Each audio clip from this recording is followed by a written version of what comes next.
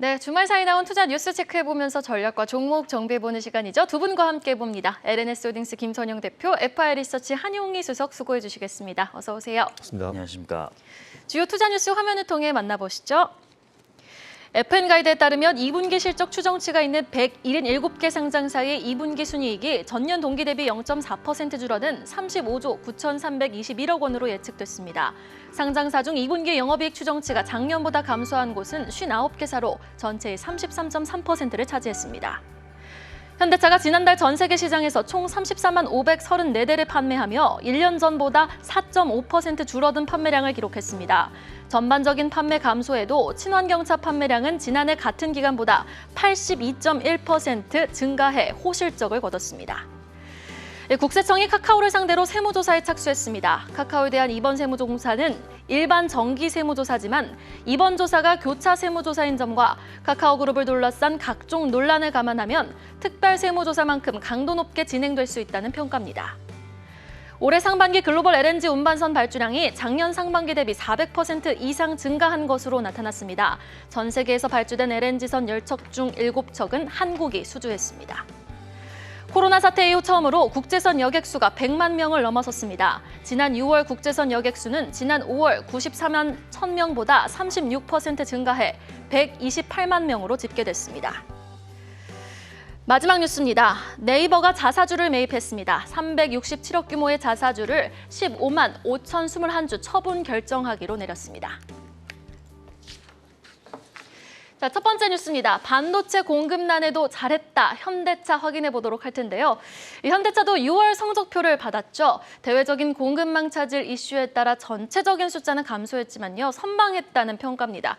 무엇보다도 정말로 대단한 게 친환경차는 미국에서 역대 최다 판매를 기록을 했네요, 대표님. 네, 맞습니다. 말씀하신 대로 현대 기아차 올 상반기 미국 시장의 완성 차량 판매량이 줄어들었다는 소식이 들렸는데 그 와중에 또 좋은 소식이 좀 들려왔고요. 좀 살펴보면은 일단 이런 판매 부진 얘기 먼저 살펴보면 어쨌든 이거는 뭐 모든 기업의 문제인 것 같습니다. 반도체 부족 현상 때문에 생산 차질이 만들어지고 있지만 시장 전반에 비해서 선방했다라고 이제 현대차 그룹은 이제 이번에 설명을 했는데요. 상반기 판매 실적을 공개한 다른 완성차 기업들과 비교했을 때 YOY 평균 19.9% 감소했지만 현대차 같은 경우는 이제 같은 기간 동안 12.7% 정도만 감소를 해서 상대적으로 7.2%포인트 선방했다라는 그런 내용이 나왔습니다. 전반적인 판매 감소에도 이제 친환경차는 호실적을 거뒀다는 멘트 앞에서 주셨는데 일단 YOY로 현대차는 40.2%, 기아차는 171.9% 증가한 판매량을 보였습니다. 차종별로 살펴보니까 전기차가 YOY 317.6%나 급증했고요. 하이브리드 차도 35.1% 급증했고 수소차 역시 102.2%가 급증했습니다. 그리고 현대차의 고급 브랜드죠. 제네시스의 올 상반기 판매량이 역대 상반기 중에 가장 최다를 기록했다라는 그런 내용도 나왔는데요. 지난주에 소개해드린 대로 이제 독일의 디젤 게이트 그리고 반도체 쇼티지 때문에 다시 한번 좀 발목이 잡히는 느낌이 있긴 했지만 일단 이는 현대차만의 문제는 아닌 점 참고하면 해보시면 좋을 것 같고요. 일단 앞으로 여러 가지 이슈와 어떤 악재성, 호재성 이슈들이 엮여 있으니까 관련 기업들, 전략들 한번 잘 살펴보시고 공부해보시고 좀 고민해보실 필요가 있을 것 같다라는 말씀드리겠습니다. 네, 물류 차질에도 불구하고 선방하는 성적표를 공개한 현대차. 사실 독일 디젤 게이트 우려도 과도한다는 평가 속에 금요일 낙폭을 일부 만회한 지금 시점에서요. 완성차와 좀 부품주들은 계속 긍정적으로 지켜봐도 좋을까요? 이게 저는 조금 옥석가리기는 진행될 거라고 보고는 있는데요. 근데 앞서 이제 대표님 말씀해 주셨다시피 다른 완성차 업체들을 제가 이제 6월 상반기 데이터가 이제 7월 끝나고 바로, 그러니까 6월 끝나고 바로 나오거든요. 그래서 어제 제가 집계한 데이터들을 좀 한번 띄워주시면은 일단 BMW도 굉장히 좀 선방을 했어요. 한 9% 정도 YOY 기준으로 하락을 했었고 뭐 미국 완성차 업체들은 그냥 다 수직 낙하하고 일본 차는 거의 뭐 절반 수준이라고 보셔도 되는데 혼다가 40%가 하락했었고 뭐 닛산도 34%. 그러니까 지금 딱 보시면은 작년에도 반도체 쇼티지 현상이 계속적으로 좀 나타나고 있다, 힘들다라는 얘기를 했었는데 아직까지 좀 진행 중이다라고 말씀을 드리고 싶고 그리고 지금 스텔란티스 같은 경우에 공장을 셧다운한 이게 지금 전년 동기 대비인 네네. 거죠? 그러니까 작년 21년도 상반기 대비해서 22년도 상반기인 거죠. 그럼 6월 30일 끝나고 우리 장사 얼마나 했는지 다 살펴보자라고 했을 때 이렇게 딱 보여졌는데 여기서 제가 조금 여기 표현은 안 나왔지만은 하나 말씀드리고 싶은 거는 이제 루시드랑 리비안이거든요. 네네. 루시드가 한 400대 정도 팔았고 상반기에 700대 정도일 거예요. 그다음에 리비안이 한 1,400대인데 지금 아직까지 친환경차, 그러니까 그 전기차 뭐 제2의 테슬라다라고 하는 업체들 두 가지가 모두 안 좋은 상황이거든요, 양산이. 그래서 전기차를 투자할 때는 미국 주식 하시는 분들은 이제 테슬라를 좀 집중해도 되지 않을까라는 생각을 좀 하고 있고요. 그다음에 국내에서 좀 자동차 부품 업체 같은 경우에 저는 화신이라는 종목을 좀 주목하고 있는데요. 화신 같은 경우는 이제 자동차 샤시나 아니면은 그 바디 파츠를 생산하는 기업인데 최근에 이제 기관에서 매수가 굉장히 좀 많이 들어오고 있고 22년도 영업이익이 컨센서스 기준으로 한 500억 정도 돼요. 근데 지금 시총이 한 3천억 정도인데 굉장히 좀 선방하지 않을까라는 생각을 갖고 있기 때문에 한번 주목하시면 좋을 것 같습니다. 네, 기관에 수급이 유입되고 있는 화신에 대해서도 좀 부품주로서 짚어주셨고, 자, 이어서 조선 섹터로 넘어가 볼까요? 힘든 시장 군계 일학이죠. 조선업 뉴스입니다. 아마 지금 포트에 조선주를 하나라도 갖고 계신다면요, 체감적인 타격이 훨씬 좀 덜하지 않을까 싶습니다. 주말 사이 나온 업황 뉴스 한번 정리를 해볼까요, 대표님? 네, 맞습니다. 올 상반기에 이제 글로벌 LNG 운반선의 그 전체 발주량이 작년 상반기 대비 400% 이상 증가한 것으로 드러났다는 그런 내용이 나왔습니다. 일단 고부가 가치 선박이죠. 이제 LNG 선박 같은 경우는 국내 조선업계의 주력 선종으로 이제 최근에 뽑히고 있는데 전 세계에서 발주된 LNG 선의 그 10척 중에 7척을 우리나라가 수주했다는 그런 소식이 들렸습니다. 기술력 선두고요. 당연한 결과라 보고 있는데 역시 이렇게 대거 수주할 수 있었던 이유는 독보적인 기술력인 것 같습니다. 참고로 이 LNG 선 같은 경우는 이제 영하 163도의 극저온 탱크에서 저장해서 운반을 합니다. 그런데 보통 극저온 상태에서 LNG 선이 차치 이제 새어나가기라도 한다면은 선박이 어떤 강철이 좀 약해져가지고요. 이제 배가 두동강 나게 됩니다. 이에 따라서 침몰하면은 엄청난 대형 해상 폭발 사고가 일어날 수 있으니까 선사들은 항상 이제 안정성을 고려해서 기술이 뛰어난 우리나라 조선사들을 좀 많이 선호한다라는 그런 내용 좀 보시면 될 것 같고요. 한때 글로벌 조선업계를 주름잡던 일본도 우리나라의 LNG선을 수주할 정도니까 여기서는 할 말 다 한 것 같습니다. 최근에 그리고 LNG선 선박 건조 비용의 20%를 차지하는 원재료죠. 후판 가격이 좀 많이 올라가면서 작년에 2배까지 올라왔습니다. 이런 상황에서 비용이 좀 많이 증가하고 있는 그런 부분인 것 같은데 이에 맞춰서 LNG선의 가격도 어느 정도 맞춰서 좀 올라가지고 있으니까 수익성은 그렇다 하더라도 잘 판단해서 투자를 한번 이어가보시면 좋을 것 같다라는 말씀드리겠습니다. 네. 그렇다면은 이 LNG 전체 발주 70%가 한국이 수주를 했다라는 뉴스를 주가가 지금 자리에서 어느 정도 더 반영할 수 있을지가 가장 궁금하거든요. 그러니까 아직 포트에 조선주 없으신 분들이 부담 없이 들어가 볼 만한 저평가 종목이 좀 보이십니까? 저는 그 LNG 관련주죠. LNG 관련주 중에 이제 부품 관련주를 말씀드리자면은 저는 동성화인텍이 조금은 괜찮아. 기자재 쪽에서요? 네네. 그러니까 보냉제를 만드는 업체죠. 근데 동성화인텍 같은 경우는 이제 보냉제를 만드는 업체인데 이게 시장이 양분화되어 있습니다. 어디랑 양분화되어 있냐면 한국카본이랑 양분화가 되어 있어요. 근데 한국카본도 최근에 주가 흐름 보시면 와 굉장히 잘 방어를 하네라는 생각이 들 정도로 최근에 주가 방어 잘 해주고 있고 동성화인텍도 방어를 잘 해주고는 있는데 자 한국카본하고 동성화인텍 양분하는 시장 속에서 좀 더 싼 종목이 무엇일까라고 생각을 해봤는데 동성화인텍은 2022년도 컨센서스 기준으로 매출액이 한 4,100억 정도 예상을 하고 있고 시총이 여전히 3천억 조금 넘는 수준인데 한국카본 같은 경우는 한 매출이 3,500억 정도 나올 것으로 예상하고 있는데 시총이 한 6천억 조금 안 되게 나오고 있어요. 그러면은 매출은 더 나오고 있는데 PSR 기준으로 동성화인텍이 좀 더 싸 보이지 않을까라는 생각을 하고 있고 그다음에 그 최근에 이제 조선 관련주들 보시면은 굉장히 좀 기관 수급이 많이 들어오는 종목들이 있어요. 이런 종목들을 좀 노리시는 게 좋지 않을까라는 생각을 하고 있고 그리고 최근에 이제 LNG 선은 고부가 가치 선입니다. 그러니까 중국의 예전에 이제 2018년도에 그 당시에 그 중국의 후동중화조선이 만들었던 LNG 선이 그러니까 호주의 인근 해역에서 한번 멈췄던 사고가 있었어요. 그게 어떻게 됐냐면 고장 나가지고 아예 폐선시켜 버렸거든요. 그래서 그 외국에 있는 선주들은 중국 쪽에다가 우리 이거 만들어 주세요. LNG선 만들어 주세요라고 할 수 있는 신뢰도가 거의 없습니다. 그래서 저는 제가 생각할 때는 이제 한국으로 좀 많이 몰릴 거라고 생각을 하고 있고요. 지금 카타르 프로젝트나 여러 가지 호재들이 많기 때문에 LNG는 계속적으로 좀 지켜봐야 되지 않을까라고 생각을 좀 하고 있습니다. 조선 안에서도 LNG는 지켜볼 필요가 있다. 그 안에서도 기자재 종목 좀 주목해볼 만한 종목 알려주셨습니다. 자, 다음 뉴스는요. 붐비는 인천공항으로 가보겠습니다. 본격적인 휴가철은 7, 8월인데도 불구하고 6월부터 국제선 여객자 수가 100만 명을 돌파했다고 하는데 자, 100만 명, 코로나 이후 처음 찍히는 숫자 아닙니까? 네, 맞습니다. 올해 6월 달에 국제선 여객 수가 코로나19 이후에 처음으로 100만 명을 넘어갔다라는 그런 소식이 좀 나왔습니다. 국토부의 이제 항공정보 포털 시스템이라는 게 있는데 거기서 살펴보니까 지난달에 국내 그리고 국제 여객 수는 전달보다 4.6% 증가했다는 그런 수치가 나왔는데요. 일단 국내선의 여객 수는 5월 달에 345만 7천 명에서 332명 소폭 감소했는데 국제선 같은 경우는 5월 달에 94만 1천 명에서 6월 달에 128만 7천 명으로 엄청나게 증가를 했습니다. 한 36% 증가를 했고요. 특히 국제선 같은 경우에는 작년 6월 달에 24만 6천 명과 비교를 하면은 거의 420% 넘게 증가한 규모라고 보시면 될 것 같습니다.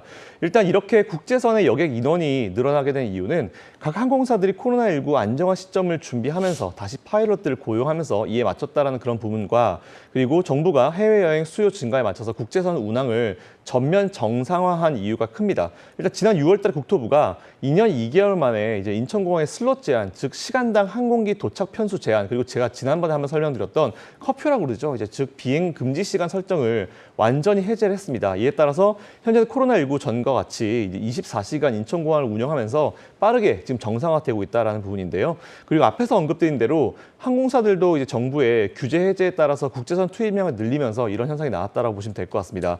대한항공 좀 살펴보면은 올해 9월 달까지 이제 코로나19 사태 이전 대비해서 50%를 회복하겠다라는 그런 내용을 발표했고요. 아시아나항공 같은 경우는 미주와 유럽 노선을 중심으로 운항을 확대해 나가겠다라는 내용을 얘기했고, 그 제주항공을 비롯해서 LCC 같은 경우는 동남아 등 중단거리 위주이기 때문에 이 노선의 운항 편수를 현재 지금 계속 늘리고 있는 상황이다라는 부분 체크해 보시면 될 것 같습니다. 이에 따라서 앞으로 항공주들이나 여행 관련주들 한번 잘 구분하셔가지고 사실 종목이 너무 많고 그동안 너무 어려운 시장을 겪고 온 게 이제 항공주 그리고 이제 여행 관련주고 사실 여행 관련주들, 여행사 관련주들은 그동안 버텼다라고 하는 게 정말 대단할 정도로 이제 이런 이슈들이 많고요. 그리고 부채 비율도 많이 증가한 이런 상황인데 관련 기업들 좀 여러분들이 좀 심층적으로 이제 공부를 한번 해보시고 투자를 이어가 보시면 좋을 것 같다라는 말씀드리겠습니다. 네, 알겠습니다. 자, 그러면은 지금 오늘 한용희 수석님은 기관의 수급에 대해서 좀 주목을 하셨단 말이죠. 최근 외국인이 호텔신라나 강원랜드에 대한 매수를 지속하고 있습니다. 사실 항공주를 비롯한 관심 두고 지켜볼 만한 리오프닝 종목은 어떤 게 있을까요?